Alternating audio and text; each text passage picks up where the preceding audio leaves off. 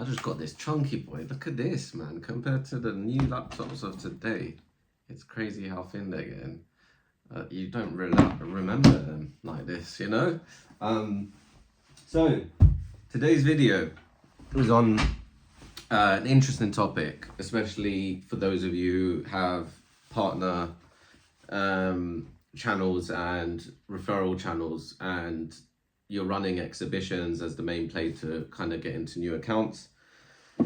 Because I've been kind of deep in the weeds with a lot of clients, and one of the things that I think sometimes they miss is that they focus so much on net new business that they don't look at how they can expand existing accounts or how they can leverage the trust already built in existing accounts. So I wanted to take this video just to run through a few thoughts as to, with my morning coffee, as to what are the things that I'm thinking, or what am I saying here. So typically, and I've been in the business development, I've run an agency for 10 years now, or just under, officially. But yeah, the kind of way you start with any agency model is you go out and people want new business. Now, the problem is that majority of people who want new business, they are asking you for advice because they want new business. And because you're new to the game, you kind of go out and you try and get them new business. And the best way to do that, if you're coming from my background, was I was a business development rep, so I just go out and hunt for deals. Now, the problem with that is that if you come from a big, well-established brand like I did, it's very easy to get new business in because the brand does a lot of heavy lifting. Whereas if you're a small company, which is what I worked with at first, and you've got no notoriety in the space, it's very hard. It's very difficult. Actually, my first year of Inonda, I barely made any sales. I scraped by and made the least I'd ever earn in my professional career of working. Luckily, that changed in year 2, but yeah, it was a tough year, but a year full of lessons. And fast forward to today, a lot of companies now with that mindset, and with my perspective a bit different, because I've kind of worked with by now over 275 plus companies. The landscape, what I would say has changed over that time is that you've got access to data, but you've got access to the ability to curate data and look at it in very unique ways that you would otherwise need mad data teams to actually be able to get you these types of results. But this is now accessible to anyone with Claude Code or ChatGPT. So what does that mean? Well, how does this relate to my first story about just starting an agency and going out hunting for new business?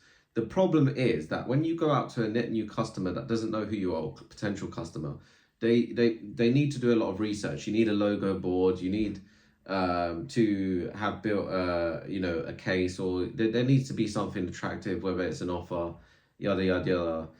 And even more so when you have to think about organizations where the sales cycle is complex. So if you're dealing with organizations where there's multiple stakeholder buy-in, where it's like a big project, maybe it's even a grudge buy, something that they don't want to purchase, but they just have to as part of legislation, or it's a mandate that's come in, something like cybersecurity, or there's certain legislation changes that require tools in manufacturing to be changed.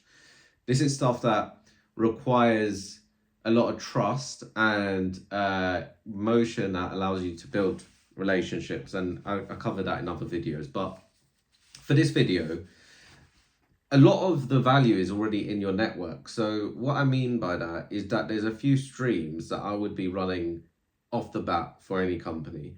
One would be the ability, because you can do this, is available to you, is just pass through all of your CRM contacts and look for anyone that's changed roles that you had previously as a client.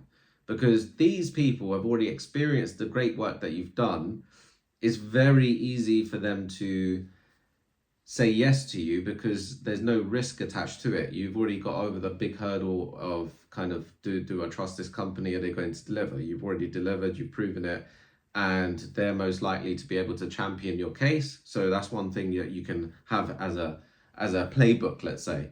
The other is account expansion. So actually looking and using this data and this intent to understand which of the accounts that you've already serviced that may be in a buy-in window or in expansion mode. So this might be new office moves, opening new office locations, any specific announcements. These are going to be your low-hanging fruit. Next is going to be your lookalikes. So again, something that you can do with multiple pieces of technology out there, but even Claude will probably give you it by now. Usually you used to have to use loads of tools like Discolike and Ocean.io, which is still really good, by the way. But like, lookalikes are going to also be in that remit of people or companies that are like going to trust you because you're able to basically show them evidence and proof that you've done it for someone that looks exactly like them. So it makes sense to prioritize those accounts, especially again if you're overlaying other signals on top of that, like anything that is relevant to your business and organization. But those are the things that I think a lot of companies don't do. So I didn't want to kind of over lengthen this video, but those three things, like they kind of target everything new. And there's so much opportunity in the existing. One last one is reactivation as well. So over the years, you've amassed an amount of contacts, and a lot of times I go into organizations and their idea of a reactivation is them sending a newsletter once a month. That's not reactivation. You need to be sending direct messages, one-on-one, bespoke, through LinkedIn, through email. And again, using the abilities that you now have with Claude and ChatGPT to tier up lists to know which ones do you take, the personal time to write out, which ones do you maybe just automate. But that's all in your universe, in your ecosystem. And if you've got that dialed in, that then that allows you to layer anything that cold outbound brings and multiplies the effect of it. Whereas a lot of times what companies do is they focus on outbound, but they're throwing leads into a broken system and they're not able to magnify the impact of those leads being generated, and then it operates at loss, and then they churn, and then it goes nowhere. But if you get the foundations right, and you work on the areas where you're going to see the most revenue in the short term, it allows you to then build the momentum for the long term, right? It's allowing the quick wins to come about and surface, close some revenue so that you can invest more in acquiring clients, because that's usually one of the biggest expenses for a business, is the new client acquisition. So if you are looking for a bit of advice, maybe you just need a second opinion on things and you're looking at your go-to-market strategy, maybe you've got a product launch, maybe you're looking at breaking away out of partners, referrals or exhibitions and these traditional means, and you're just scratching your head as to why can't you make it work. Your outbound team maybe is not able to self-gen opportunities, so you're relying on these other channels to feed everything that comes through, then reach out inondo.co.uk and I'll be happy to have a discussion of me or my team, and we'll be able to kind of assist you and create a bit of an action plan. Catch you on the next one. Bye for now.